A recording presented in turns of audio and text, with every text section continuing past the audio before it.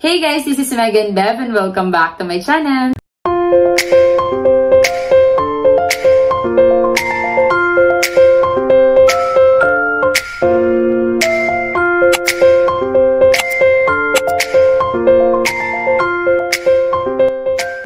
For today's video guys, I will be sharing with you some of my knowledge kung paano nga ba ako nag-apply at paano nga ba yung process to work as a factory worker here in Taiwan. So if you're interested at plano mo ring mag-apply, just keep on watching. So first, bago ka mag-apply, dapat meron ka ng mga requirements, at least yung basic requirements guys. Katulad ng passport, UMID, and voter's ID. Kasi yan yung mga unang requirements na hinahanap ng mga agencies. Syempre, together with your resume and ID pictures. And then yung mga ibang requirements such as NBI, PAYU certificate, e-reg, yellow card, at iba pang mga requirements is pwede na siyang to follow. So, ito yung mga requirements namin guys na kinumpleto nung time na nag-a-apply kami. So, ito siya. So, kung may requirements ka na, next step naman natin is look for a legit agency. So, ilalagay ko sa description box below guys, yung mga list of agency natin na nagpapaalis papuntang Taiwan. So, check nyo na lang. So, meron tayong dalawang way para mag-apply. Una, online application, and then pangalawa is walk-in. So, sa online application guys, merong mga agency na hindi nag-a-allow ng walk-in. So, through online lang kayo mag-apply sa kanila. So, mag-fill out lang kayo nung e-registration nila, and then maghihintay kayo ng text or call nila kung kailan kayo magre-report sa agency. And then, next naman natin is yung sa walk-in. Sa mga mag-walk-in naman guys, pupunta kayo sa mga agency and then sasabihin nyo sa kanila na magpapa-line up kayo. So, iba-iba yung mga process ng agency guys ha. So, may agency na pagpunta ninyo, kukunin lang yung resume ninyo and then sasabihin kayo na hintayin na lang yung text or call kung meron na silang schedule for screening. Meron din naman tayong mga agency na pag pumunta kayo, diretso initial screening na like kukunin na yung height and weight ninyo, ganon. Katulad nung nangyari sa amin nung nag-apply kami way back February 2022 sa Mission Way. So pagpunta namin doon, kinuha yung resume and then chinek yung height and weight. Meron na din colorblind test. And then once na qualified ka sa initial screening, mag-fill out ka na application form ng company na ina-applyan mo. And then after that, tsaka pa lang kami sinabihan na maghintay na lang ng text kung kailan yung schedule ng exam namin. Ang tip ko lang pala guys, once na mag-a-apply kayo, magdala na kayo ng maraming copy ng resume ninyo. Lalo na kung mag-walk-in kayo along Malate, Manila. Sobrang daming agency dyan guys. Halos magkakatabi lang talaga. So, huwag kayong magre-rely sa isang agency lang. Mas okay kung marami kayong mapasahan, di ba? Para mas madami din yung chance na ma-text or matawagan kayo. And then, pag nag-apply at nagpa-line up din pala kayo guys, don't expect na mate-text or matatawagan kayo agad. Kasi sabi ko nga, iba-iba talaga ng process yung mga agency. Sasabi ko lang na sobrang swerte namin dahil urgent hiring yung company namin nung nag-apply kami way back February 2022. So, ayun. Parang 3 to 5 days after nung initial screening, naka-receive na kami ng text ng schedule kung kailan yung exam namin. And then, after exam naman, employer's interview. So, sa amin noon, same day lang yun ginanap. So, after talaga ng exam namin, lahat ng nakapasa sa exam is diretso na ng employer's interview. After exam and interview, waiting game ka na naman ulit sa result. So, pag naka-receive ka ng text or call galing sa agency na in-applyan mo, that means nakapasa ka and you're already selected.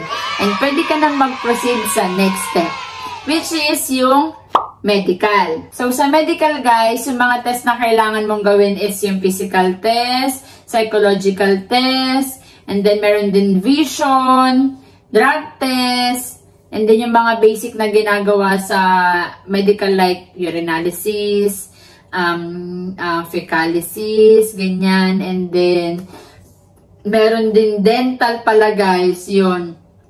So, make sure lang guys na healthy kayo during medical para hindi kayo magkaroon ng problema at hindi ma-delay yung application ninyo. Once na matapos at mapasa mo yung medical guys, next step naman natin is TECO or visa filing. Ito guys, sobrang bilis lang ng process na to, as in, need mo lang talaga ng appearance sa TECO, and then may confirm lang sila ng mga documents and information, and then it's done guys. Ganun lang siya kabilis, sobrang bilis lang talaga. Then after that guys, diretso na rin yun ng contract signing, and then after contract signing, PIDOS, yung parang kami nun parang webinar lang yung nangyari sa amin kasi through lang kami Zoom. After that guys, pre-departure medical naman. Medical ulit yun guys. Parang na lang yung formality na lang bago umalis. After ng pre-departure medical, waiting ka na lang sa flight mo. And yes, finally, you're flying to Taiwan na. O diba? After how many months of waiting, nagbunga din lahat ng paghihirap mo. Kaya ikaw, kung may plano ka man mag-apply, make sure na mahaba talaga yung pasensya mo dahil hindi madali mag-apply abroad. Mahaba at grabe, hindi talaga madali yung proseso. Lalo na nung pandemic, halos lahat by appointment, by schedule, lahat ng requirements or bawat kilos mo. So, you need a lots of patience talaga. Plus, dadagdag pa dyan yung pabalik-balik sa agency, like kailangan yung pumirma ng ganito, kailangan yung magdala ng ganyan, kailangan yung pumunta ng office, like that. So, dapat ready kayo sa ganong scenario. And, syempre, kailangan din, pinaka-importante is ready kayo financially. Guys, yun ang pinaka-importante. And if ever man na mag-fail ka sa una mong in-applyan, huwag ka mawala ng pag-asa. Okay? Stay motivated. Keep your faith in God. Maraming agency, maraming hiring.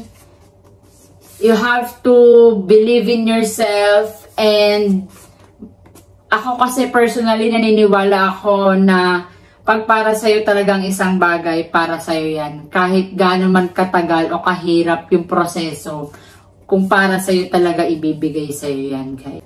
At saka iba-iba naman yung qualification ng mga agency, guys. Yung ibang agency, kailangan nila yung matatangkad. Meron namang ibang agency na kahit hindi ka katangkaran, tatanggapin ka nila. Meron namang ibang agency na hindi nag-accept ng may tattoo. Pero meron din namang iba na nag-accept ng may tattoo. So, di ba? Try lang ng try, guys, dahil malay mo, kung hindi ka man pasok dun sa unang in-applyan mo, pero yung susunod na applyan mo ay para sa'yo na pala yun. Just keep on manifesting that you're going to work in Taiwan this year, guys. So, ayun lang, guys. Sana natulungan at na-motivate ko kayo. That's it, guys. Thank you so much for watching. And I hope nasagot ko yung mga tanong ninyo. Sorry kung hindi talaga ako nakareply sa mga PM ninyo kasi sobrang dami, guys. Comment down below na lang, guys, kung meron pa kayong mga tanong and suggestion na content na pwede natin gawin sa next vlog ko. So, yun, guys. Thank you so much. And please don't forget to subscribe to my channel and click the bell button para ma-notify ka sa next video natin. So, yun, guys. Thank you so much. Bye-bye.